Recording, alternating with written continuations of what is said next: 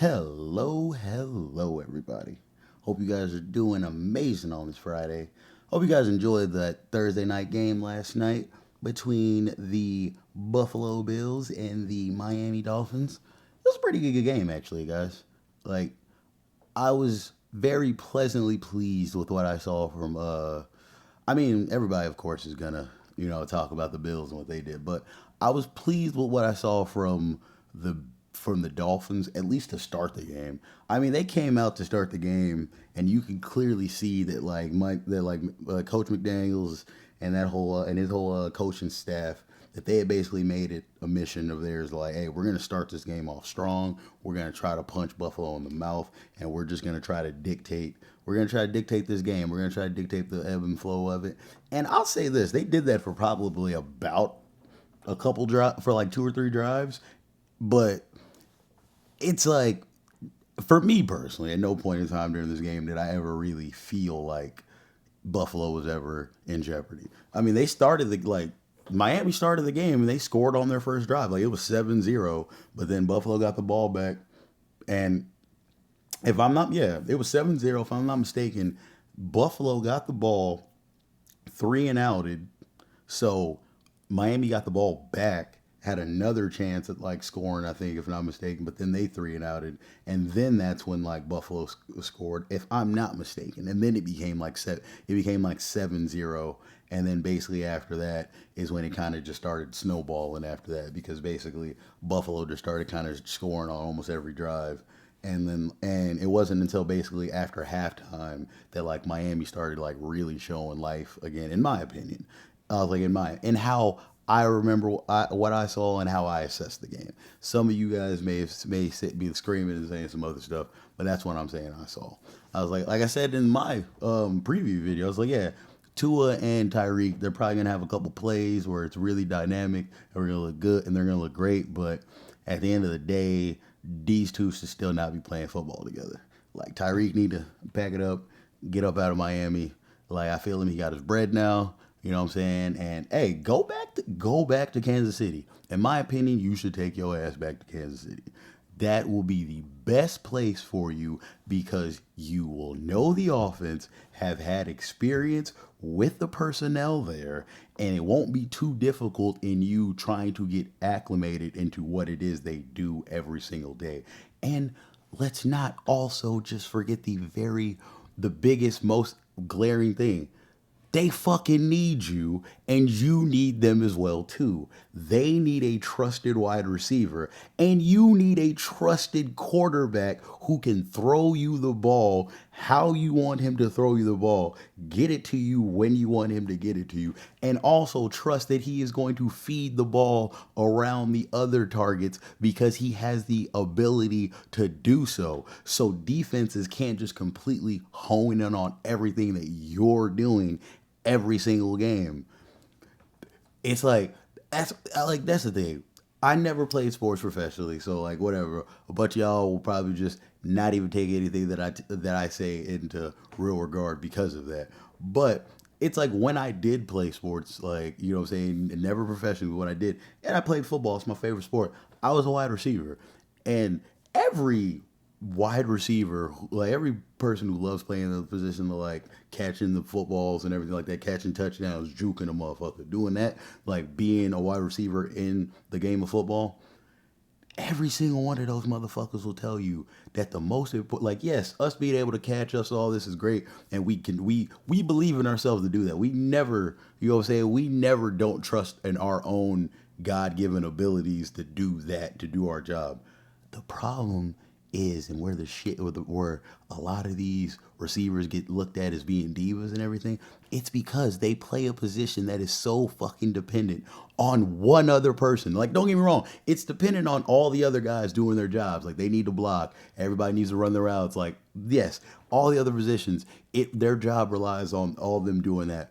But at the end of the day, there's one motherfucker who his job directly affects what a wide receiver does. So that's why wide receivers love having a quarterback who can throw the fucking ball. Not even just to them, but just, hey, can this guy get the ball to the places it needs to be? Because when people say, oh man, I care more about winning, they definitely do. And that's where it matters. It's like, yeah, he couldn't give me the ball, but you know what he did do? He made the play that got us the touchdown, that got us the field goal, that got us where we needed to be to win games, which got us to the playoffs, which got us to the Super Bowl, which got us championships, which is the whole fucking reason why we're playing this game. Like, you that's why it matters so much who is throwing the wide receiver the ball. And I'm like, bro, I get it. I get being politically correct, doing all this and everything, Tyreek.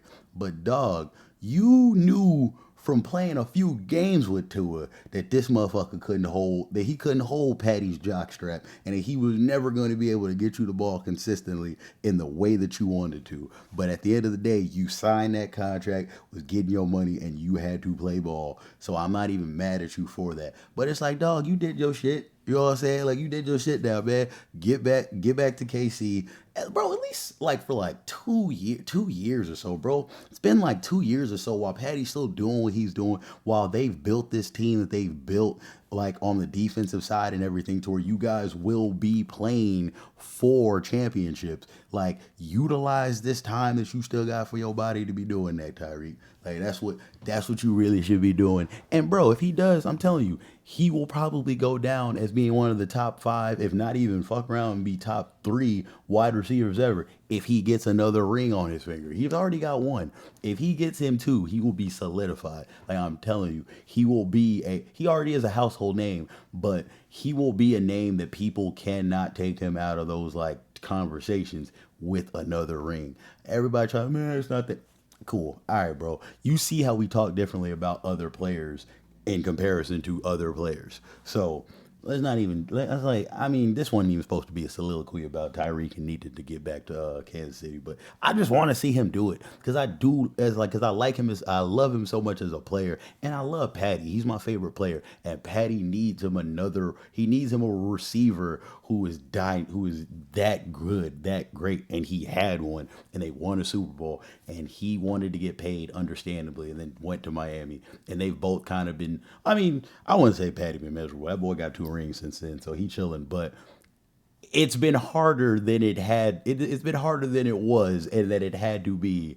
Like, in my opinion, and it's like he still got Travis, but Travis, he ain't as young as he used to be, bro. Like, and everybody know that. So it's like he needs somebody else, and we got these young guns. Like, he got Rasheed. I said we, like I'm a. I mean, I am a pseudo Chiefs fan because the Cowboys be pissing me off. But it's like I said we, like that's my like they're my team or whatever. But they've got like Rasheed Rice, they've got Xavier Worthy, they've got receivers who, yeah, bro, should and hopefully be those guys. It's not like they were ever necessarily those guys in college. So it's like when they now get to the league, they're going to need a few years to figure it out, get their man bodies and everything like that. Like man bodies. You know what I'm saying, get they grown up bodies like and you know what I'm saying, and be acclimated and like able to withstand full NFL seasons and stuff. So it's like it's gonna take them a while, and it's like then not to mention all the other like extracurricular like stuff that's happened. It's like it's just a lot going on that it's like, bruh, take your ass back to Kansas City, bruh. Finish your career out there.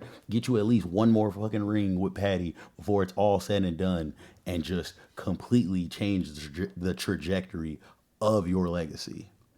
You know what I'm saying? But that's soliloquy over about the Dolphins. It's like, cause man, they 0-3 right now, and I'm just saying, bro. At the end of this year, that team is not going to be what it is and what it's been the last 3 years. They are going to have a fire sale. I mean, shit, if they get to like 0-6, 0-7, they might fucking think about doing that shit before a trade deadline. In all honesty, they're not going to do nothing with it, but they might just be like, man, we might just need to fire a coach right now, and like, hey, who wants this guy? Who wants this guy?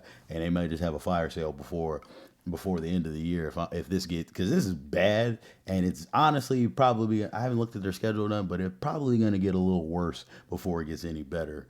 I mean, they may get a couple like easy ass teams to probably get some wins and feel better about themselves with, but like they're 0-3. They've already started the year off 0-3. It's like it's going to get worse before it gets better. So like I just feel bad for like a bunch of the parties there that like I like, and that, like, you know what I'm saying, like that I respect, and everything that I'm well respect in the sense of like, you know what I'm saying, I like them as like football players and coaches and whatever. So it's like it sucks that this is a part of like that's gonna be part of their like story. But like, say, bro, Mike McDaniel's gonna be like he's gonna be an offensive coordinator for some team next year. That's what's gonna end up happening. It's gonna be some bullshit. And then God knows when he may get another coaching job. I mean, it may be some years down the line, but he probably will because he's smart enough and depend. He just had a really good situation that did not go well because you guys trusted in a quarterback that no shade against two or whatever, but it's just he was never that great of a quarterback to where we felt like he was going to be that great to begin with. And then he had issues on the field with reading defenses. And we're not even talking the medical stuff because we don't even need to get in. If we just talk the actual just technical stuff as a quarterback, it's like Tua Tagovailoa was never going to be like he never should have been your franchise quarterback. He can be a quarterback on a roster as like, you know, man, if people get hurt and we need somebody to come out there, like, yeah, but as your starting quarterback who's going to win the games for you, lead you to the playoffs, lead you to the Super Bowl, it's like, yeah, dog, that was never going to happen. But you guys decided to pay him anyway. And now you guys are stuck with him, or now you guys are at least stuck with having to figure out somewhere to trade him to. But moving on to Buffalo, man, that's the thing, bro. It's funny, I'm not gonna spend as much time on Buffalo as I spent on Miami because I mean, hey, bro, they're the team that won. A lot of other people are spending their time talking about them like, hey, they looking good. Josh Allen, like I will say, the more and more I see, like this is gonna be something that yeah, it's football related because it's about Josh Allen, but it's not even necessarily like football and about the game or whatever. This is just my own personal, just dumb thoughts about this. But the more and more I've been seeing of Josh Allen, like different like interviews and things like that, like bro, he is a bro. Like he is cool. He a cool dude. Like I just see more little funny things about Josh that I'm like, oh, Josh cool. Like he be kind of cool to hang, to like kick it with or whatever. Like he a goofy bro. Like he a homie and everything like that. And he be doing this thing on the football. He be doing this thing on the football field. Like he's an amazing quarterback. He's definitely top. He's definitely top four quarterbacks in the league. People going, but top four? What you mean? You know, you ain't putting him top three or a top. Look, bro, I love Josh. I was like, I got a lot of respect for Josh Allen. Proud of him for winning his MVP last year. I'm happy that the Bill. I mean, I say happy like like again like they're a team that I'm happy for Josh. You know what I'm saying, and them that they are 3-0. That the team's looking good. But guys, like we're like we're like right on schedule. This happens like the only person who I've ever seen say this, and shout out to him, and I give him a lot, and like I was like I love him as a sportscaster and everything. Is Nick Wright from First Things First? I mean that kind of people will think that it stems from you know him loving Patty and then like the whole little beef that the Bills and the Chiefs kind of got right now, but like part of it is hatred, a little. It is a little salt. Part of it is from Nick a little bit, but it is amazing analysis of him understanding like bro y'all do this every single year. The Bills basically start off different. They start off the opposite of how like the Bengals usually start off because the Bengals usually start off losing like two if not three of their first four games and everybody's kind of like oh my god what's going to happen with the Bengals, we never know. Then they'll figure it out towards the middle to end of the season and probably if Joe Burrow's healthy. That is that's the disclaimer on this. If Joe Burrow is healthy, this is how it goes. If he's not healthy, then yeah, their season usually goes to shit. But if he's healthy, he'll usually probably get them into playoff range because in the AFC you need a few less games in the AFC than like people realize to actually like become a wild card or even fuck around and win your division to a degree. And some of them, a lot of them have like crazy stacked divisions to a degree. Don't get me wrong, but then there's like other ones that it's like, bro, I'm like the only good person in this division, so like I'm probably gonna win it. And even if I don't somehow win this, like I'll probably still have enough games, like enough wins to where I'll still get to the wild card or whatever and be in the playoffs. Like, and especially with like expanding like one more team, or I think that yeah, it's like it makes it even more. It like it gives even more incentive, or like it's easier for more people to make it at this point. Like so, that's why it's like yeah they got to deal with that. But I'm just saying like the Bills every single year. they'll start off of it like in comparison to like the Bengals, they'll start off, they'll probably win a bunch of games, they'll probably beat the shit out of somebody that like we all thought was really good and they shouldn't have beaten the shit out of, you know what I'm saying, or something. And then everybody will be like, oh my god, this is it. This is the year. This is the Bills' year.